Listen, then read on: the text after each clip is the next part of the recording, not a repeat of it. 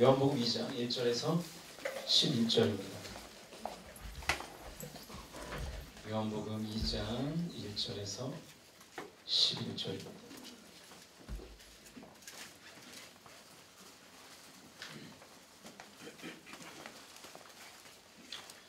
신약성경 144페이지네요.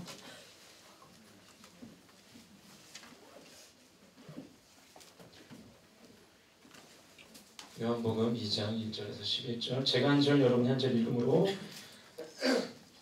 교독하도록 하겠습니다.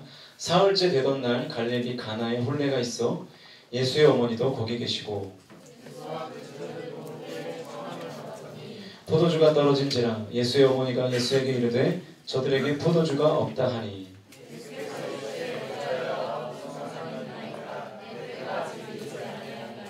그의 어머니가 하인들에게 이르되 너희에게 무슨 말씀을 하시든지 그대로 하라 하니라.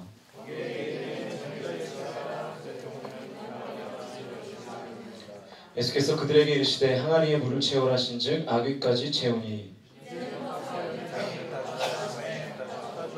연회장은 물로 된 포도주를 맛보고도 어디서 났는지 알지 못하되 물떠온 하인들은 알더라. 연회장이 신랑을 불러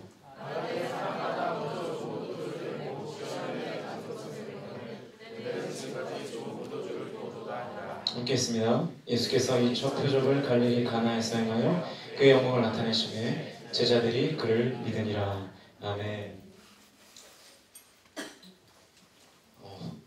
혹시 화장실 정말 급하신 분 계십니까?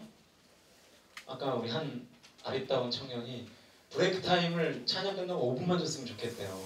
20살이라 제가 쉽게 거절하지를 못했어요.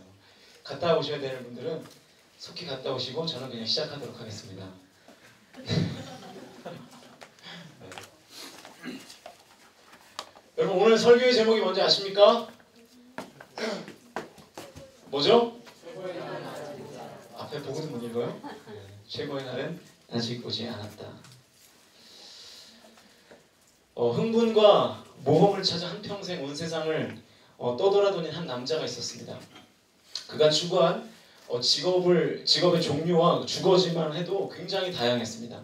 기네스북에 오를만 했죠. 운전기사, 투우사, 사냥꾼, 종군기자, 낚시꾼, 권투선수, 사업가, 군인, 작가, 이렇게 다양한 직업을 가지고 있었습니다. 그는 또 스페인에서 투우사가 되기도 했죠. 오스트리아와 이탈리아의 전선에서는 구급차 운전병으로 일하기도 했습니다. 그리스와 터키의 전쟁터에서는 또 종군기자로 활동하기도 했습니다. 아프리카에서는 사자와 코끼리를 사냥하는 사냥꾼이었습니다. 쿠바에서는 군수공장을 경영하는 사업가로 사업 수완을 발휘하면서 틈틈이 바다 낚시를 즐기는 그런 사람이었고요. 파리에서는 특파원으로 일했습니다. 그는 파리와 스페인을 무대로 한 작가이기도 했어요. 대단한 사람이죠. 그는 또한 역사적인 노르망디 상륙작전에 참여하기도 했습니다. 그가 탄 비행기는 2번이나 추락했지만 그는 살아남았습니다. 그는 3번이나 결혼에 실패했고 4번이나 결혼식을 올렸습니다. 누구는 한 번도 못하는데 이렇게 했어요. 네. 그가 쓴 한 소설 작품의 첫 머리는 이런 질문으로 시작되고 있습니다. 얼어붙은 표범의 시체 하나가 나둥그러져 있다. 과연 표범은 그 높은 산봉우리 위에서 무엇을 찾고 있었던 것일까? 그는 마침내 1954년 노벨 문학상을 수상하는 대단한 작가가 되었습니다. 그러나 그의 나이 62세 때 1961년 7월 미국 아이다호의 자택에서 그가 평소에 자주 사용하던 사냥총으로 자신의 이마를 겨냥하고 그는 그렇게 쓰러져 죽게 되었습니다. 그의 인생은 그렇게 드라마틱하게 끝났습니다. 그는 그가 썼던 작품의 주인공처럼 그는 정상의 산봉우리에서 쓰러져 피 흘리는 이 표범의 운명을 그가 그대로 답습하게 된 것이죠. 누군지 아시겠어요? 킬리만자로의 눈. 누구를 위하여 종을 울리나. 여기까지 나오면 좀 알아야 되는데. 이건 알겠죠? 노인과 바다. 누구죠? 어네스트 헤밍웨이의 인생이었습니다. 여러분 그는요. 한평생 인생의 쾌락과 스릴을 찾아서 도전했고요. 또 꽤 상당한 수준에 오르며 쾌락을 누리기도 했습니다. 그러나 그의 인생의 노년에는 어느 날 그가 그토록 갈구하며 찾던 기쁨들이 그의 인생의 노년에는 결코 참된 기쁨이 아니었다는 사실을 깨닫게 되었고 결국 그는 자신의 총으로 자살을 결심했고 그렇게 그는 목숨을 끊게 되었습니다. 인생의 초중반을 그 누구보다 불태우며 살았던, 그래서 찬란했던 그 해밍웨이의 인생의 후반전은 그 불꽃이 완전히 사그라 꺼져버린 그런 상황을 겪게 된 것이죠. 한 사람의 인생이 초반에는 확 타올랐다가 나중에는 잿더미도 없이 사라지는 인생으로 전락해버리게 된 것입니다. 여러분, 이것이 저와 여러분이 살고 있는 세상의 속성입니다. 세상은 언제나 우리에게 처음에는 달콤한 것을 줍니다. 매력적인 것을 줘요. 그래서 내가 가진 모든 것을 그것에 다 쏟게 만들어버립니다. 마치 도박판 것 같죠. 여러분, 도박판에 가보셨습니까? 안 가봤습니다. 과일판을 들고 왔네요. 맛있겠다. 우리 도박판 다 안 가봤죠. 하지만 우리는 영화를 봐서 알죠. 타짜. 보셨죠? 타짜. 그 영화를 보면 어떻습니까? 처음에 초짜 도박꾼이 도박에 참여하면 어떻게 되죠? 돈을 막 따요. 따는 게 아니라 따게 해줘요. 누가? 타짜들이. 돈을 막 따게 해주는 거예요. 푼돈들을 막 잃어줘요. 슬쩍슬쩍. 그러다 어떻게 됩니까? 이 초짜는 자꾸 돈을 따니까 나중에는 어떻게 되죠? 전 재산을 다 걸어버리는 거예요. 아, 패가 좋아. 이거 한 방이면 인생 역전하겠다. 다 걸어버리죠. 그러다가 완전히 거지가 되는 것입니다. 올인, 여러분이 좋아하는 올인 다 걸다가 다 망하는 인생. 제가요 강원랜드에 한번 가봤어요. 강원랜드. 실망했어?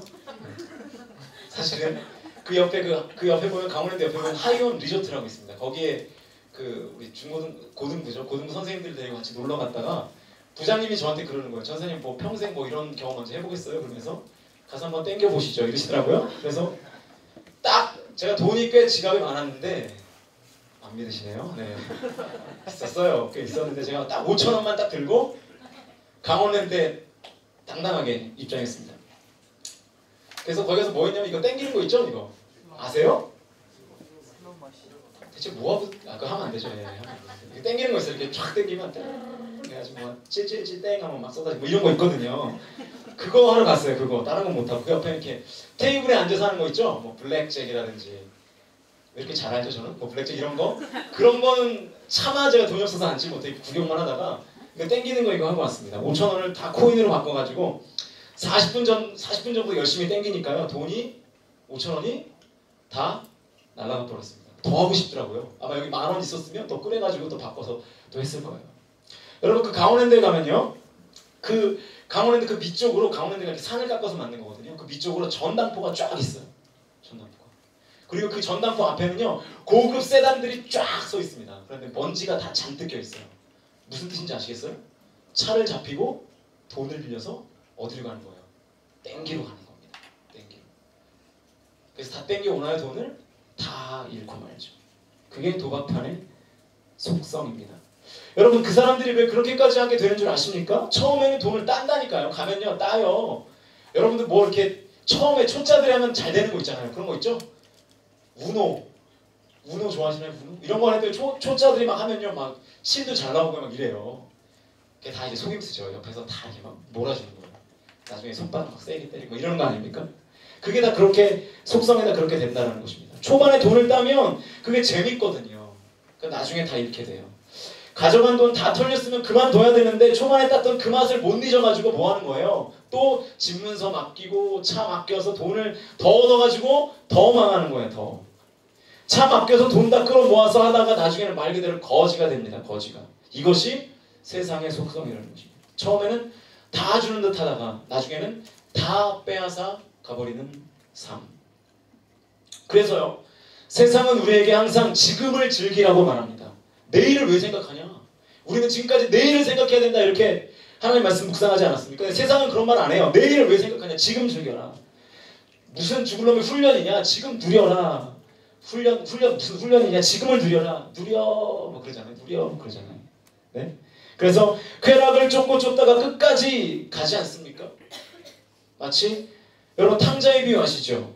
돌아가시지도 않은 아버지한테 유산을 달래요. 이 탕자가 이 몹쓸 놈이 유산을 달래가지고 세상으로 갑니다. 가서 어떻게 됐어요? 돈을 다 받아다가 갔는데 나중에 그 돈을 다 허랑방탕하게 탕진해 버렸습니다. 세상에 왜 갔을까요? 그가 세상이 아마도 매력적이었겠죠. 여러분 보면요, 세상은 매력적입니다.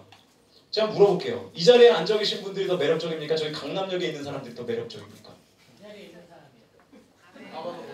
너 왜 그래? 뒤에 엄마 있다 그러는 거야? 강남역 안 가보셨어요?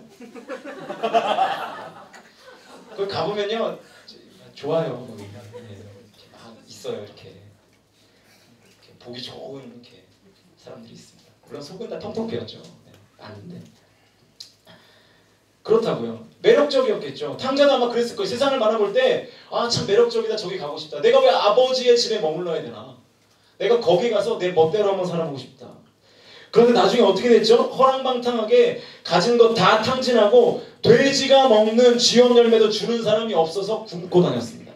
누가복음 15장 16절을 보니까 이런 말씀이 있어요. 그가 돼지 먹는 쥐염 열매로 배를 채우고자 하되 주는 자가 없는지라. 그 돈, 그 유산 다 가져가가지고 세상에서 다 탕진하고 돼지가 먹는 밥이 없어가지고 굶었대요. 돼지가 먹는 밥이 없어가지고. 돼지 밥이 없어서 굶었다고요. 아시겠습니까? 돼지 밥가 아니고 돼지 밥이 없어서 굶었다는 거죠. 완전히 깡그리 빼앗아 가버렸습니다. 그게 세상의 속성입니다. 자, 이제 오늘 본문으로 들어가 봅시다. 우리가 잘 아는 말씀이죠. 가나의 혼인잔치입니다. 오늘 본문은 요한복음에 나타난 예수님의 7가지 기적 중에 가장 첫 번째 기적이기도 하고, 그리고 예수님의 첫 번째 공식적인 사역이기도 합니다. 무슨 말이냐면 의미가 있다는 거예요. 뭐든지 처음에는 의미가 있지 않습니까? 그런 거 있죠. 대통령이 당선되고 난 다음에 처음으로 하는 일들을 보면 그 대통령의 관심, 그 대통령의 철학, 이런 것들을 알 수 있죠. 그래서 우리나라도 대통령이 해외 순방할 때 어느 나라를 먼저 가느냐가 되게 중요하잖아요. 미국을 먼저 가면 어디가 울상이죠? 중국이 막 욕하고, 중국을 먼저 가면 미국이 막 욕하고, 일본은 재수없으니까 가지도 않고, 막 이런 일들이 벌어지지 않습니까? 어떤 사람의 첫 행보를 어떻게 잡느냐에 따라서 그 사람의 모든 것을 다 파악할 수가 있다는 것입니다. 그래서 예수님의 첫 행보가 어디였어요? 결혼식장이었습니다. 결혼식장. 약간 이상하죠? 왜 예수님은 하필 뭐 그렇게 대단히 중요하지도 않은 그 결혼식장에 가셨을까? 그리고 거기서 기적을 일으키셨을까? 게다가 그 결혼식장에서 일으킨 그 기적이 음료수 제공하는 기적이었어요. 음료수 제공하는 기적. 볼품이 없죠. 어쩌면 예수님은 좀 계획적이지 않았을지도 모르겠습니다. 즉흥적이시거나 뭔가 이 느낌 따라 움직이는, 그러진 않았을 것 같은데, 아무튼 상황적으로 볼 때, 정황적으로 볼 때 그런 느낌이 들어요. 제가 만약 예수님의 홍보 담당 매니저였다면 공식적인 첫 사역을 결혼식에서 하게 놔두지 않았겠죠. 저라면 그랬을 것 같아요. 주님 기왕이면 기적을 베푸실 것이라면 처음부터 일을 크게 벌려가지고 눈먼 사람을 고치는 뭐 이런 일들 하시죠. 이렇게 쫙 지폐에 모아놓고, 그죠? 진공이 딱 일으킨 다음에 머리에 세례를 줘가지고, 그죠? 다니엘이 공부했나 안 했나를 맞히게 하고 막 이런 일들, 그죠? 틀리잖아요. 자꾸 틀리니까. 그런 거 하겠죠. 그런 거. 그러면 9시 뉴스 톱에 나올 거 아니에요. 사람이 고쳐졌는데. 아니면 아예 문둥병자를 고치시죠. 그러면 내일자 신문 1면에 날 거 아닙니까? 모든 사람이 주님의 능력을 칭찬하고 열광하게 될 것입니다. 그렇지만 주님께서 정말 무언가를 보여주기를 원하신다면 죽은 사람을 살려내는 것보다 더욱더 스펙타클한 것은 없습니다. 저라면 이렇게 설명했을 것 같아요. 그죠?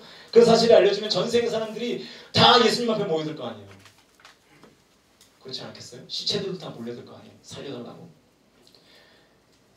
그러면 주님이 앞으로 하시고자 하는 일이 아주 물 흐르듯이 순조롭게 진행이 될 것입니다. 그런데 예수님의 첫 행보, 첫 기적은 결혼식장이었습니다.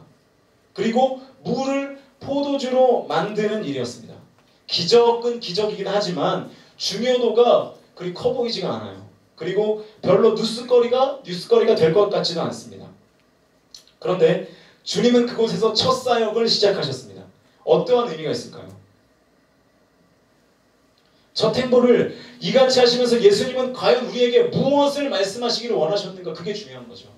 과연 이 가나 혼인잔치에서 물을 포도주로 만든 이 기적을 통해서 예수님은 오늘 우리에게 무엇을 말씀하시기를 원하는가 하는 부분을 우리가 오늘 살펴보고자 하는 것입니다.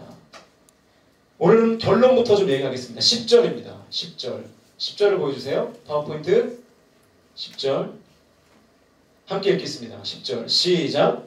말하되 사람마다 먼저 좋은 포도주를 내고 취한 후에 낮은 것을 내거늘 그대는 지금까지 좋은 포도주를 두었도다 하니라.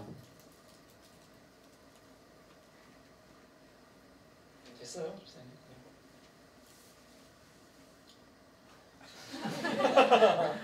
네, 그냥 할게요. 다시 한번 10절 읽겠습니다. 10절 시작. 말하되 사람마다 먼저 좋은 포도주를 내고 취한 후에 낮은 것을 내거늘 그대는 지금까지 좋은 포도주를 두었도다 하니라. 자, 이 말씀 보세요.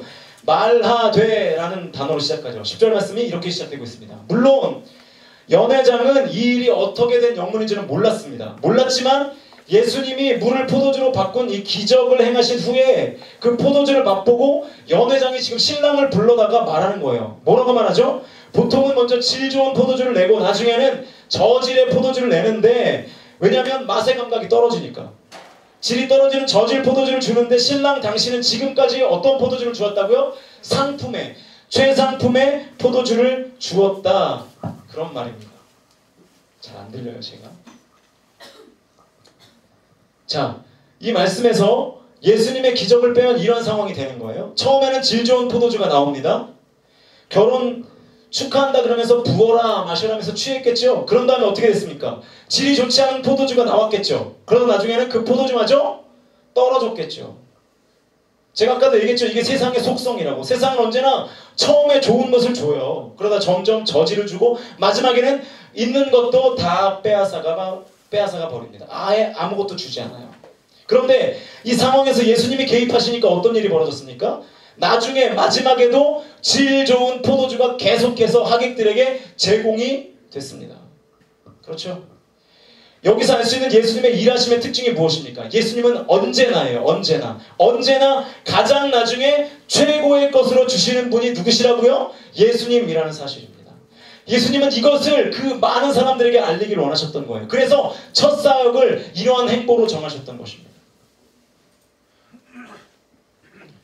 시작할 때는 우리가 힘들 수 있습니다. 어려울 수 있어요. 그러나 언제나 예수님은 우리에게 최고의 곳으로 함께 하시는 분이십니다. 그러니까 이 예수님의 공식적인 첫 사역을, 공식적인 첫 행보를 결혼식장에서 물을 포도주로 만드는 기적으로 정하신 이유는 우리가 그것을 알기 원하는 거예요. 어떤 사실을? 예수님은 우리에게 최고의 것으로 주시기를 원하신다는 그 사실을 우리가 알기를 원하셨던 거예요. 그리고 하객이 알기를 원하셨던 겁니다. 그래서 10절에서 연회장이 말하잖아요. 비록 신랑이 그 포도주를 준비할 줄로 착각했지만 예수님이 그런 행보를 하신 것은 예수님은 처음에만 반짝 좋은 것을 주시다가 다 빼앗아가 버린 세상이 아니라 결국 승리를 주시고 결국 이기게 하시고 결국 최고의 것으로 함께 하시는 분이심을 알기를 원했기 때문에 예수님의 첫 사역을 그렇게 시작했다는 것입니다. 물이 포도주로 바뀌는 기적을 일으키신 것이죠. 그래서 11절을 보십시오. 11절입니다. 함께 있습니다. 시작. 예수께서 이 첫 표적을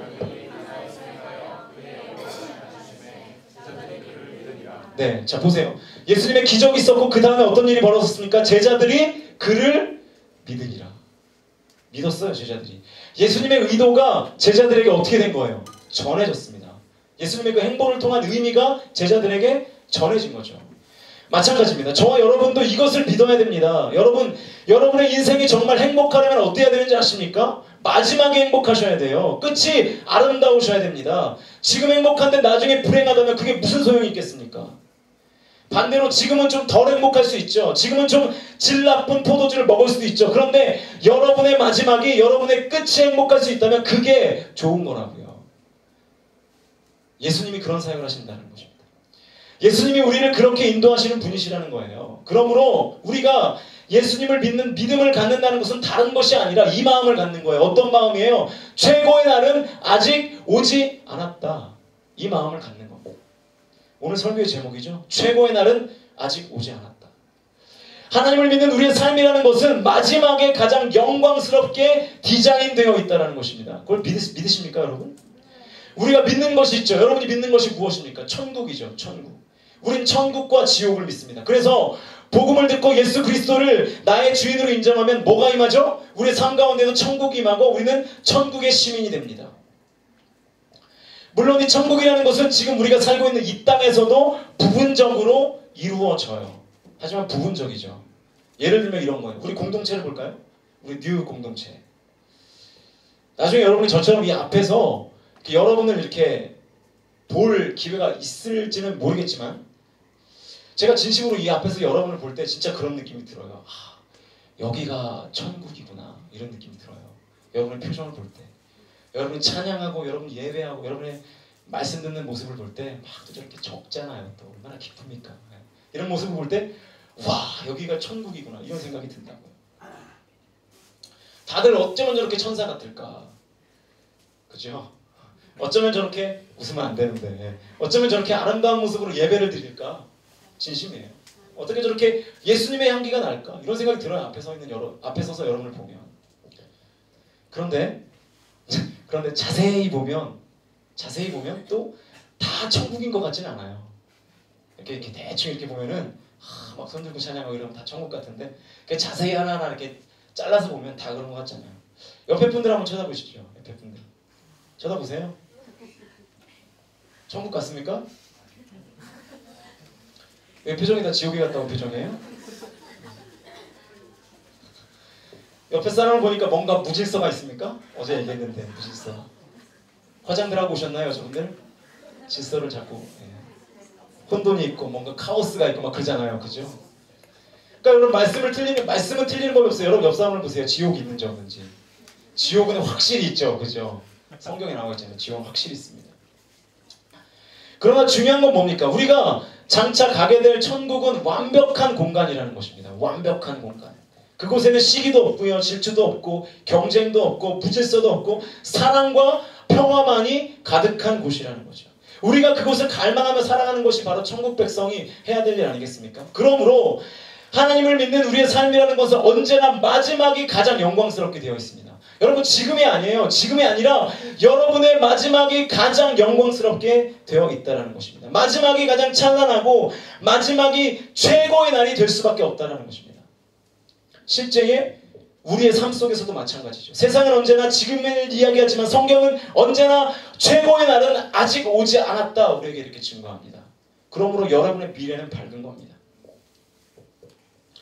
성경은 언제나 최고의 날은 아직 오지 않았다고 우리에게 메시지를 전해주고 있습니다. 여러분 혹시 속 썩이는 남자친구 있습니까? 속 썩이는 남자친구. 손 들어보세요. 속 썩이는 남자친구 있는 분. 들기 싫으면 발을 들어보세요. 네. 그 남자가 최고가 아닐 수도 있어요. 그죠? 최고의 남자는 앞으로 올 수도 있습니다.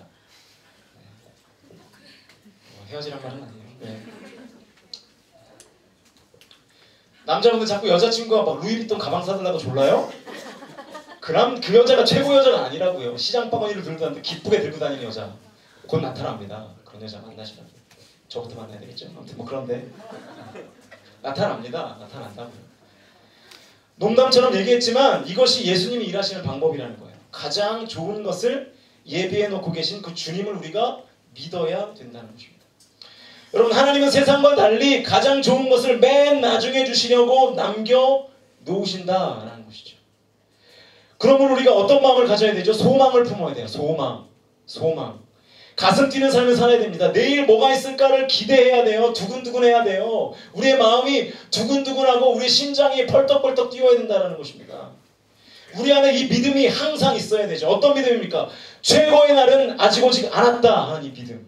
옆 사람을 보시면서 인사하시죠. 당신 인생에서 최고의 날이 아직 오지 않았습니다. 인사하시길 바랍니다. 자, 4명에게 인사하십시오. 4명에게.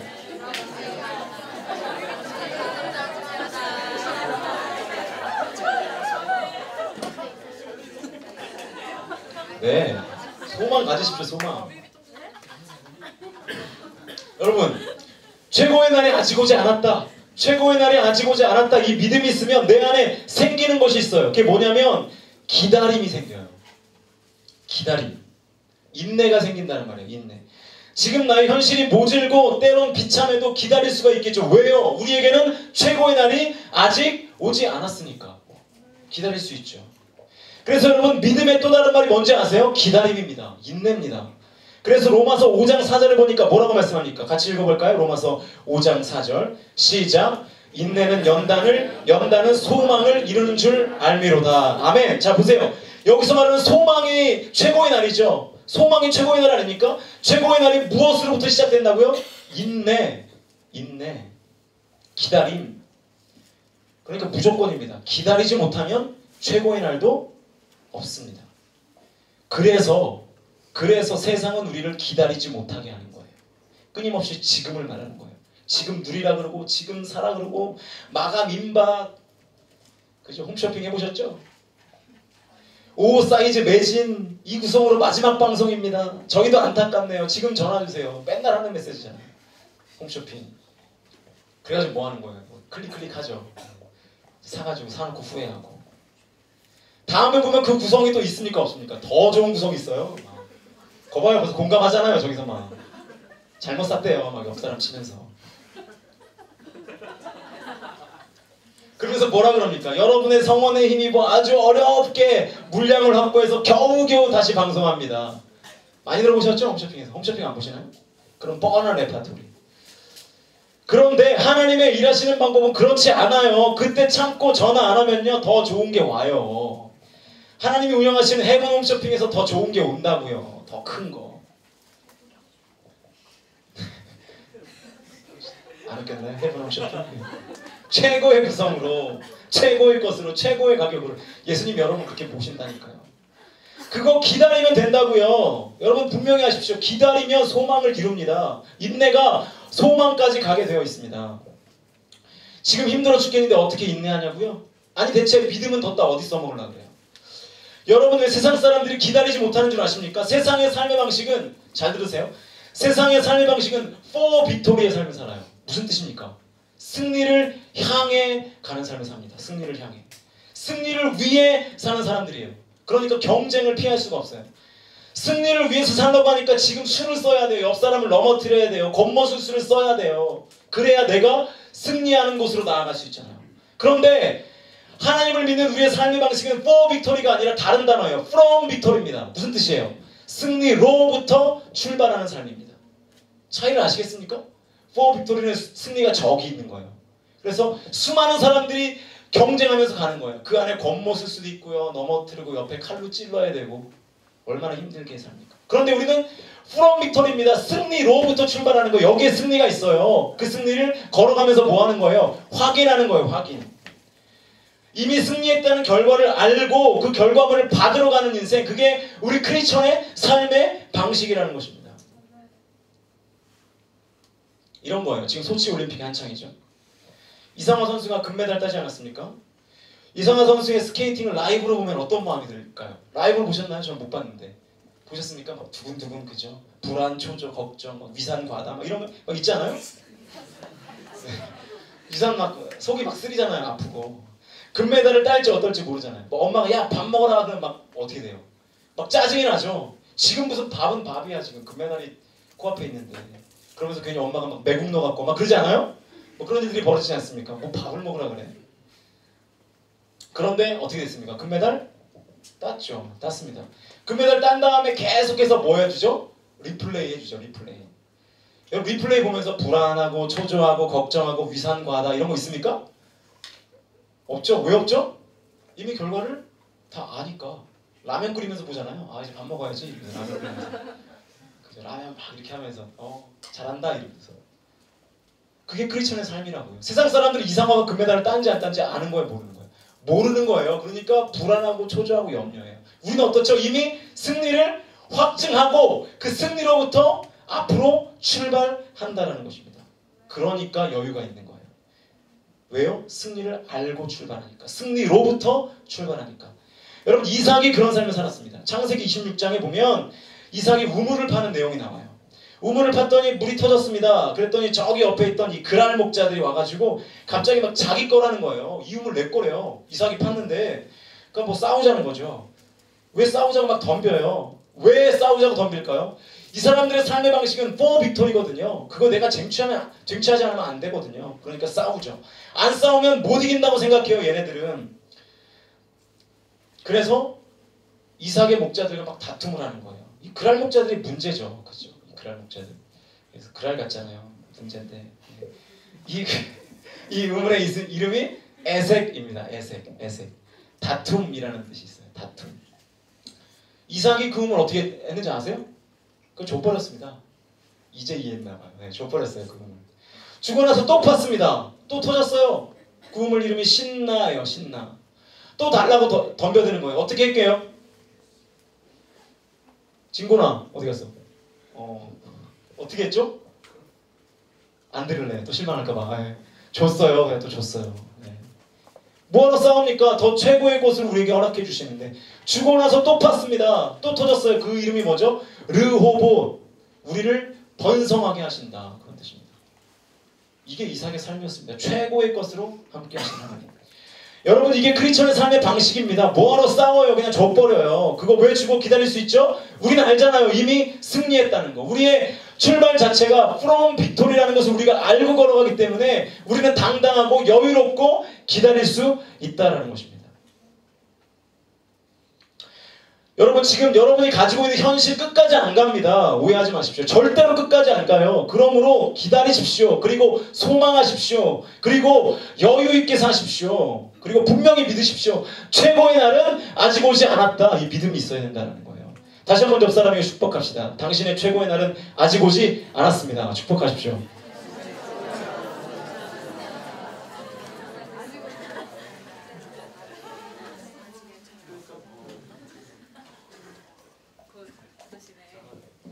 이 믿음을 가지는 것이 그 어느 것보다 중요합니다. 여러분 우리가 3일 동안 하나님의 꿈을 업드림하기 위해서 지금 3일 동안 엎드려 기도하고 찬양하고 예배하고 있지 않습니까? 하나님의 꿈이 실현되는 최고의 날을 맞이하기 위해서도 우리가 뭐가 필요하다는 거예요? 기다림이 필요하다는 것입니다. 인내가 필요하다는 것입니다. 기도하며 기다리고 인내하지 않으면 하나님의 꿈이 실현될 수 없습니다. 포기하면 실현될 수 없습니다. 기다림을 가능케 하는 이유가 뭡니까? 최고의 날은 아예 오지 않는 것이 아니라 최고의 날은 아직 오지 않았기에 우리는 기다릴 수가 있는 거죠. 이 믿음이 저와 여러분에게 있으시기를 주님의 이름으로 축복합니다. 그러면 아무나 예수님이 주시는 최고의 날을 맞이하느냐? 물론 그렇지 않죠. 절대로 그렇지 않죠. 그러면 어떤 사람이 최고의 날을 맞이할 수 있는가를 좀 살펴보자는 겁니다. 나의 인생에 하나님이 주시는 최고의 날을 맞이하기 위해서 내가 준비해야 될 것은 무엇인가? 간단하게 정리하면서 살펴보도록 하겠습니다. 먼저 1절과 2절입니다. 함께 있습니다. 1절, 2절. 요한복음 2장 1절, 2절을 읽습니다. 성경책을 보고 읽을까요? 네, 나왔네요. 1절, 2절 읽습니다. 시작!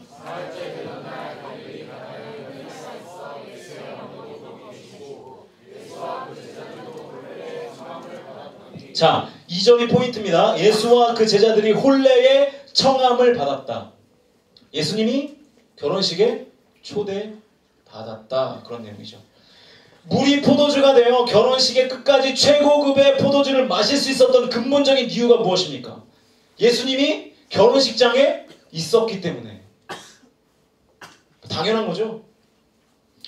예수님이 그 결혼식이 없었으면 물이 어떻게 포도주가 돼요? 그런 일은 없죠. 여러분 최고의 날을 만나기를 원하십니까? 그러면 예수님을 나의 인생에 초대하셔야 됩니다. 예수님이 내 인생에 개입하시도록 나를 주님께 열어드려야 됩니다. 그리고 무엇보다도 내 마음의 문을 열어야 돼요. 내 경험의 문을 열어야 돼요. 내 지식의 문을 열어야 됩니다. 이 가운데도 분명히 있을 거예요. 아직 하나님을 인격적으로 만나지 못한 사람들 계시죠? 미안한 얘기지만 여러분 하나님을 만나지 못하는 이유는 하나님이 존재하시지 않기 때문이 아닙니다. 하나님이 능력이 없어서도 아니에요. 여러분의 마음과 생각의 문이 닫혀있기 때문에 그렇습니다. 내 이성과 경험과 지식의 틀로 하나님을 제한하기 때문에 그래요. 신 같은 게 어딨냐? 기적이 어딨냐?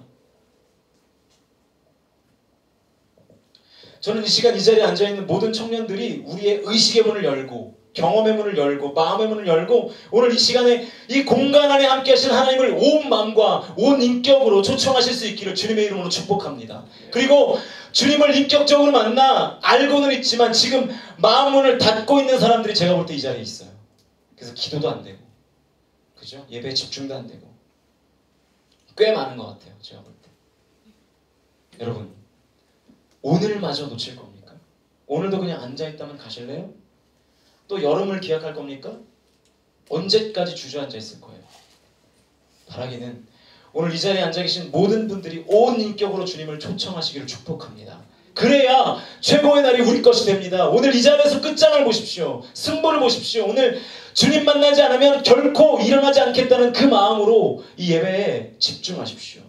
그럼 여러분에게 하나님이 함께 하실 줄 확신합니다. 자, 3절 4절의 내용은 뭡니까? 예수의 어머니가 포도주가 떨어졌다는 소식을 어디서 들었는지 아무튼 들었습니다. 그래서 예수님께 아뢰죠. 말해요. 포도주가 떨어졌대요. 그러니까 예수님이 뭐라 그래요? 나랑 무슨 상관입니까? 난 아직 때가 되지 않았습니다. 그러시죠. 그 다음이 중요합니다. 5절 6절 5절 6절 함께 있습니다. 5절 6절 시작.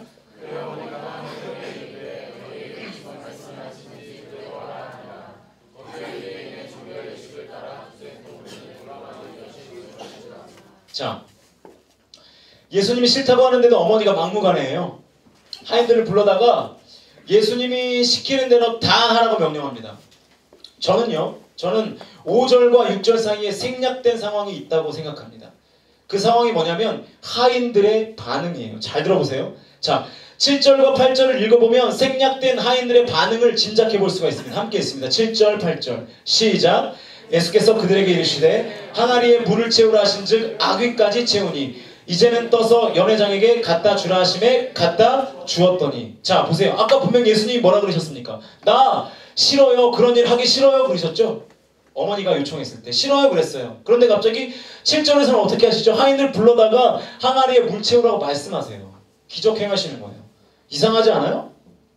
왜 갑자기 예수님의 마음이 바뀌었을까? 궁금하지 않습니까? 아마도 본문 5절과 6절 사이에 생략된 하인들의 반응에 예수님이 놀라셨던 것 같습니다. 뭔가 이유가 있으니까 예수님의 마음이 바뀌었을 거 아닙니까? 아마 맞을 거예요. 하인들의 반응이 아마 이랬을 겁니다. 무슨 일을 시켜도 다 하겠습니다 하는 이 반응. 말씀하시면 그대로 순종하겠습니다 하는 반응. 예수님이 하인들의 반응을 보고 놀랐겠죠. 아마 쟤네들이 내가 누군지 알고 저런 반응을 보이지? 나 지금까지 사역한 거 한 개도 없는데 저 믿음 대단하다. 그런 마음이 드셨던 것 같아요. 그러니까 예수님께서 갑자기 태도를 바꾸셨겠죠. 6절에서 두세 통 드는 돌 항아리 한 개가 약 100리터 정도 된다고 합니다. 100리터. 100리터 어느 정도 되는지 아시죠? 1리터짜리 물 있잖아요. 그거 100개. 그거를 6통 담아야 되는 거예요. 6통. 그러니까 600 페트병. 페트병 600개를 담아야 되는 거예요. 1리터짜리. 만약에 이 하인들이 시시껄렁한 사람의 말이라면 이거 순종했겠습니까? 순종 안 했겠죠. 어디서 이상한 건달 같은 놈이 야 페트병 600개 물 채워가지고 포도주라고 갖다 줘봐라. 그러면은 여러분 같으면 그 말 믿겠어요? 여러분이 결혼식장 알바라면 그 말 믿겠습니까? 믿겠어요? 그거 하겠어요? 여러분 같으면? 페트병 600개에 막 물 담아가지고 드시죠. 이렇게 해가지고 하시겠어요? 여러분 같으면? 안 하죠. 그런데 8절에서 뭐라 그래요? 갖다 주라 하심에 어떻게 했다고요? 갖다 주었더니. 믿었어요. 이 하인들을. 예수님을 믿었습니다. 확실해요. 갖다 줬어요 진짜. 하인들이 예수님이 누군지도 모르고 그분이 어떤 능력을 가지고 있는지도 모르는데 뭐 했어요? 믿고 순종했습니다. 이거예요 이거. 여러분의 믿음은 어떻습니까? 하인들의 믿음보다 나은가요? 우리는 주님이 어떤 분인지 다 알죠. 얼마나 많은 말씀을 듣습니까? 얼마나 많은 설교를 들어요. 그죠? 얼마나 많은 찬양을 합니까? 주님의 성품 다 알잖아요. 주님이 어떤 일을 하실 수 있는지 우리는 다 알잖아요. 그런데 우리의 믿음이 이 하인들만 못해요. 잘 못 믿어요. 그렇죠? 잘 못 믿으니까 믿음이 내 삶 속에서 작동하지 않는 거예요. 삶 속에서 믿음의 능력이 나타나지 않는 거예요.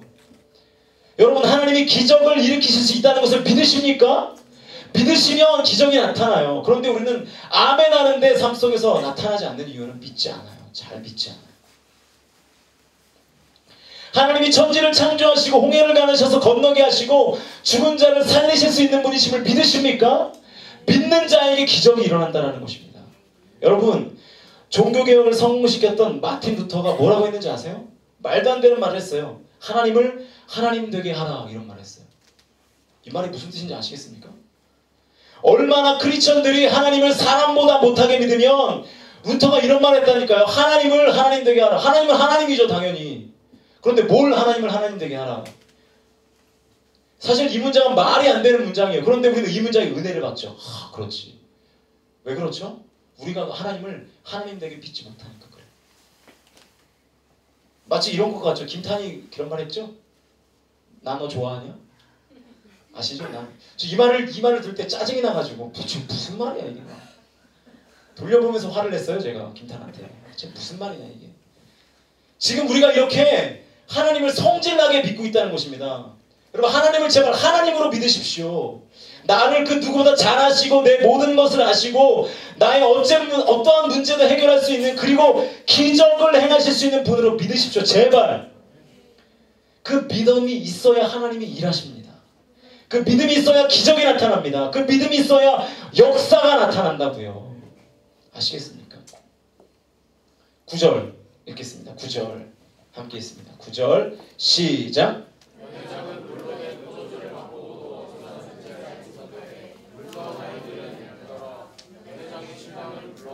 네, 자 보세요. 하인들이 믿으니까 예수님이 어떻게 하셨고 일하셨고 결국 물이 포도주로 바뀌었습니다. 다른 사람은 이게 어떻게 된 영문인지 전혀 알지 못했죠. 그러나 믿었던 하인들은 실제로 물이 포도주로 바뀌는 순간을 보았고 알게 되었습니다. 그래서 9절 말씀이 나오잖아요. 물떠온 하인들은 어땠다고요? 알았습니다. 예수님이 어떤 분인지. 여러분, 믿으면 보입니다. 믿으면 알게 됩니다. 믿으면 깨닫게 됩니다. 믿으면 기적이 일어납니다. 이 은혜가 저와 여러분에게 있기를 축복합니다. 에베소 3장 20절과 21절을 보시면 이런 말씀이 나와 있습니다. 우리 같이 한번 읽습니다. 시작. 우리 가운데서 역사하시는 능력대로 우리가 구하거나 생각하는 모든 것에 더 넘치도록 능히 하실 이에게 교회 안에서와 그리스도 예수 안에서 영광이 대대로 영원무궁하기를 원하노라. 아멘. 할렐루야. 우리가 구하는 것 이상으로 넘치도록 채워주시는 그 주님의 은혜가 이 자리에도 넘치게 될 줄로 확신합니다. 넘치도록 채워주신 은혜가 우리 뉴 공동체에도 임하시기를 주님의 이름으로 축복합니다. 다 왔어요. 이제 결론입니다. 우리에게는 두 가지의 길이 있습니다. 말씀 한 장 더 보실까요? 마태복음 7장 13절 14절입니다. 같이 한번 읽죠. 시작. 좁은 문으로 들어가라.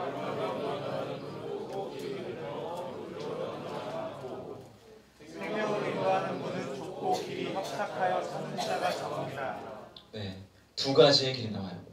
멸망으로 인도하는 문은 크고 넓습니다. 쾌적해요. 아스팔트 길입니다. 그러나 그 끝은 뭐라고요? 멸망입니다. 사망입니다. 실패입니다.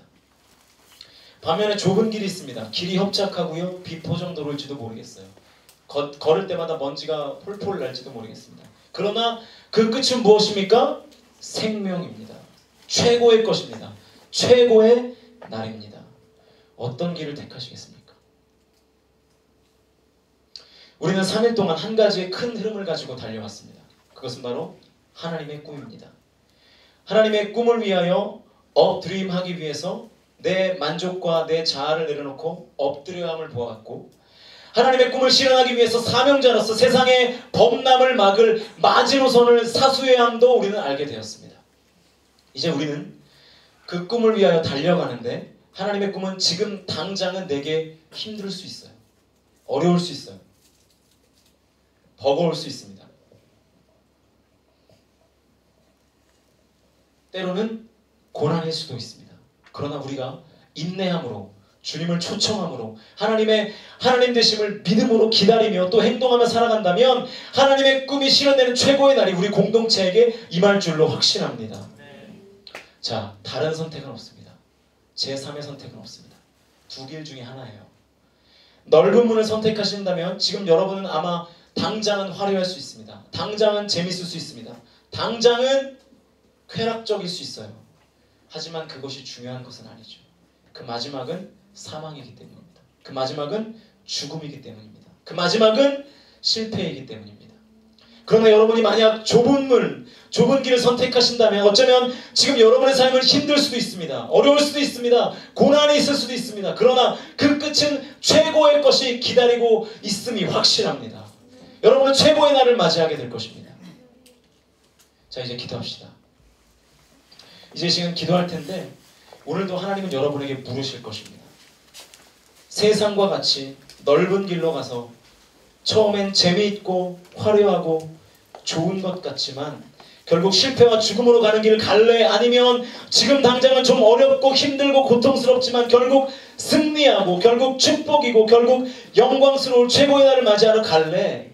여러분의 선택에 달려있게 된다는 것입니다. 여러분의 선택은 무엇입니까?